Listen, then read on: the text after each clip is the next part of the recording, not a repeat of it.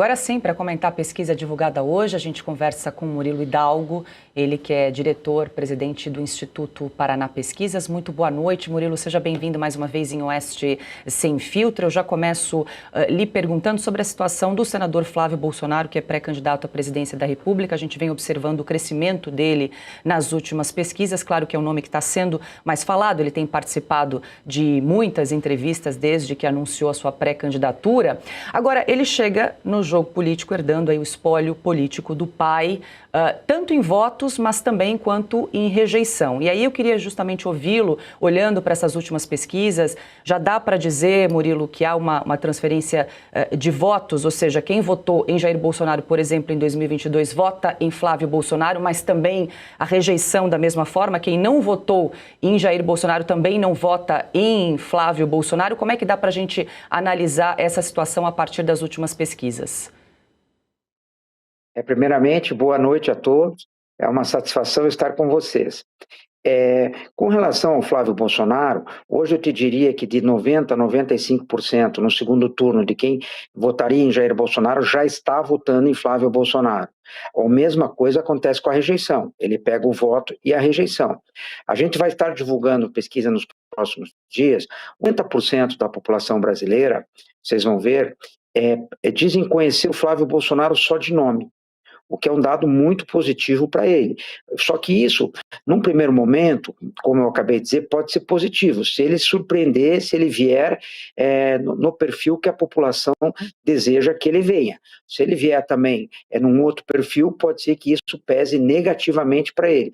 Mas eu vejo com bons olhos o fato dele ser ainda pouco conhecido pela população. Ele é conhecido pelo sobrenome Bolsonaro. Certo? Então, para frente, eu acho que ele pode crescer muito, ele pode ainda ter um potencial de crescimento maior do que seu principal adversário, porque ele é menos conhecido do que o presidente Lula. Murilo, só para eu insistir nesse ponto, você disse que dependendo do perfil que ele for apresentar aí nos próximos meses, qual o perfil que pode ajudá-lo nesse crescimento a ganhar essa fatia do eleitorado? Olha, se ele fizer pesquisas qualitativas, como as empresas de pesquisas fazem, fica muito claro. Ele tem que pegar a parte boa do pai, né? O que faz as pessoas terem adoração pelo Jair Bolsonaro e tentar ser um pouco diferente nos pontos negativos. Isso é muito claro. Se ele não vier um pouco diferente, eu te diria que pode ter dificuldade para ganhar as eleições. Agora, se ele vier um pouco diferente, principalmente por uma classe que rejeita o Bolsonaro por algumas atitudes do ex-presidente, eu acho que a campanha dele pode obter sucesso. Obrigada, Murilo. Eu vou incluir os meus parceiros de bancada também nessa conversa. Augusto Nunes. Murilo, muito obrigado pela entrevista. Prazer em falar com você. Sempre bom e esclarecedor. Você estava dizendo que ele o Flávio precisa escolher o perfil do candidato, refinar o perfil do candidato. Você não achou boa a apresentação que ele fez, ele usar, na comparação que ele fez, a expressão assim, do Bolsonaro moderado? Ele disse, todo mundo dizia que o Bolsonaro precisava ser mais moderado. Eu sou o Bolsonaro moderado. É uma boa tática ou estratégia essa? Perfeito. Provavelmente ele já fez pesquisas qualitativas e está indo muito bem. Esse discurso do Bolsonaro tem tudo para dar certo. Agora, precisa ver, Augusto, se consegue, porque é uma maratona, né? Se ele consegue ficar moderado até o final, né? É o início, nós estamos iniciando a maratona, certo? Mas pelo que você está dizendo, e se ele vier assim, pelo que ele falou, eu acho que ele tem chance de dar êxito. Ele não pode se perder no meio do caminho, né? Perfeito. Pergunta agora de Adalberto Piotto. Murilo, boa noite. Um prazer recebê-lo aqui em Oeste Sem Filtro. Tem gente que diz que o Brasil tem 30% de um lado, 30% do outro e 40% que decidem uma eleição. Se são 40% ou se é um pouco menos, enfim, esse percentual, mas tem esse centro, o centro do eleitor, eu estou falando, que é aquele que pode votar de um lado ou de outro e vai, obviamente, analisar o momento.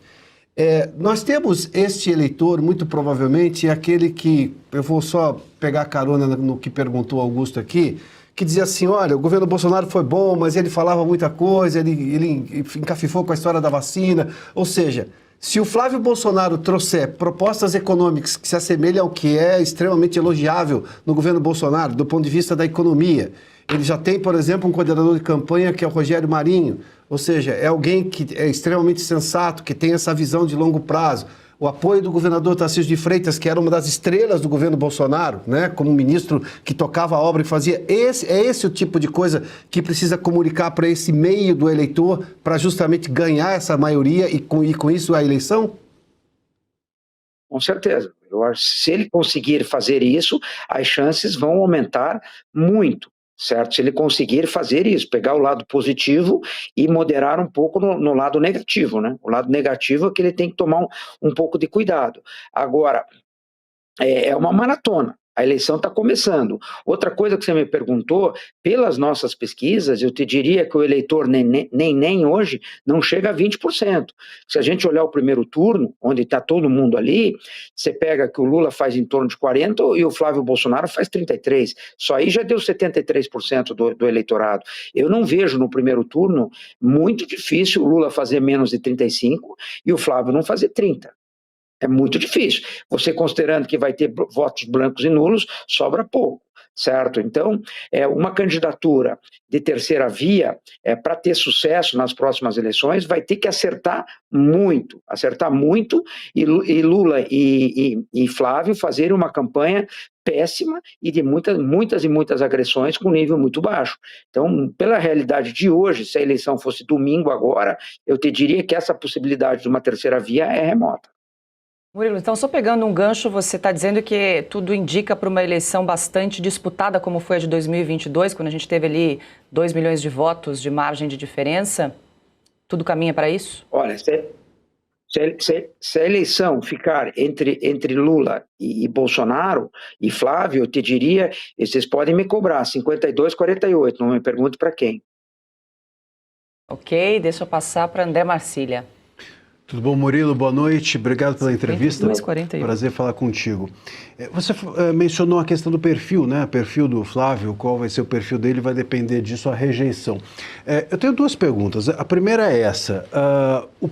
O perfil, você acha que conta no segundo turno? Porque tendo Flávio Bolsonaro e Lula, vamos lá, no segundo turno, a rejeição ao Lula já não é automaticamente, já não é suficiente para automaticamente não haver rejeição ao Bolsonaro? Quer dizer, aquele que votaria no Flávio Bolsonaro, imagino que tenha mais rejeição. Aquele que não votaria no Flávio Bolsonaro, mas é mais à direita ou centro, etc., talvez não votasse no Lula, teria mais rejeição ao Lula do que qualquer perfil ou tipo de rejeição a um perfil do Bolsonaro. Você não acha? E a segunda questão é a seguinte: falta uma linha, a meu ver, nessas pesquisas todas, que é o poder da máquina e o poder do judiciário.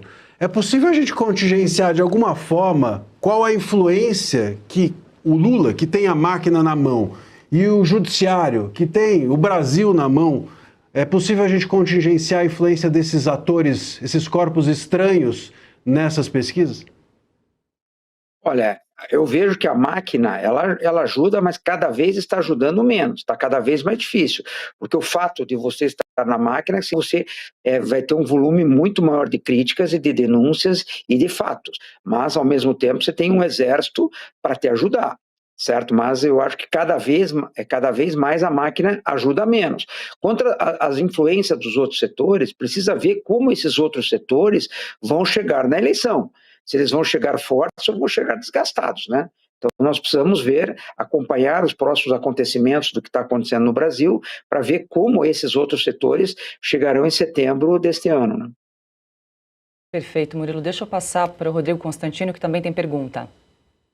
Boa noite, Murilo. Veja, a importância do Flávio se apresentar como alguém mais moderado está clara para muita gente, mas pouca gente está falando do Lula se apresentar ou conseguir se apresentar mais moderado. Uma pesquisa recente do Poder 360 mostrou aí um nível de rejeição quase de 60% ao Lula.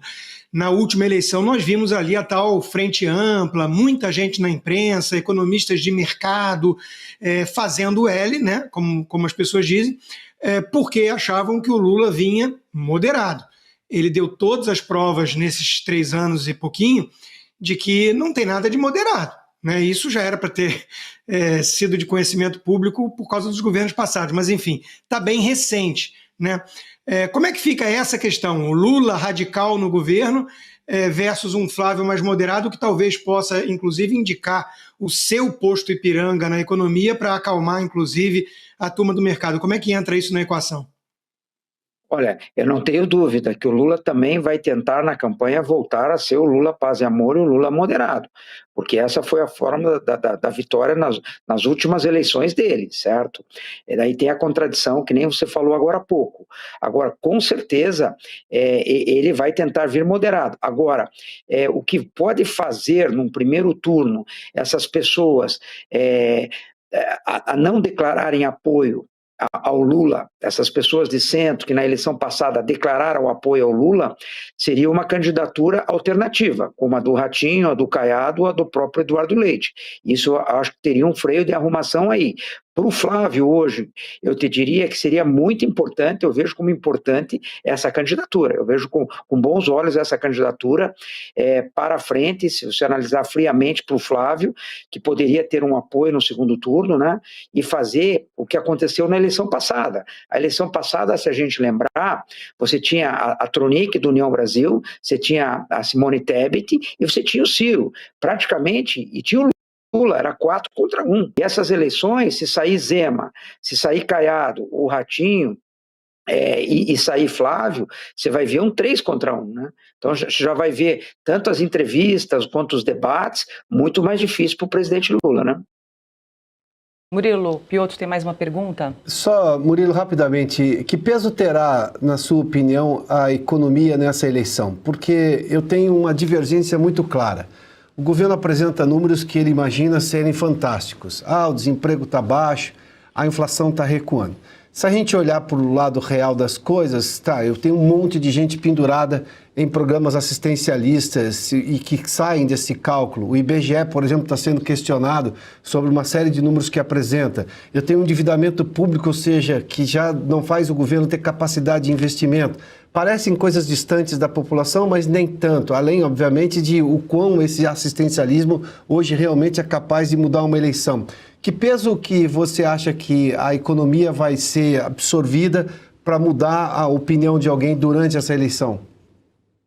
Olha, nós estaremos divulgando amanhã pesquisas com relação a isso, certo? Mas eu já vou adiantar um pouco aqui.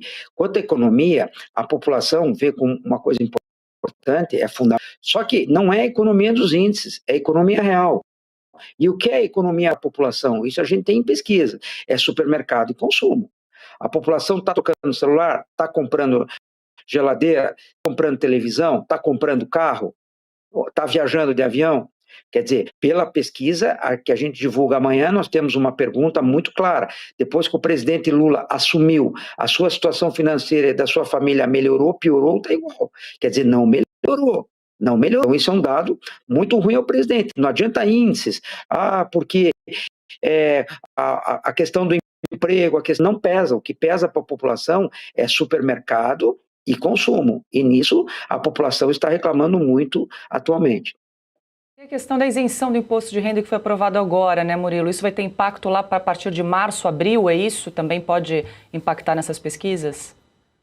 Olha, que nem eu tenho dito, as pesquisas do final de fevereiro e começo de março vai ser um alerta. O governo deve estar numa expectativa enorme com essas pesquisas, porque no final de fevereiro e começo de março, o trabalhador já vai ter recebido o benefício do imposto de renda.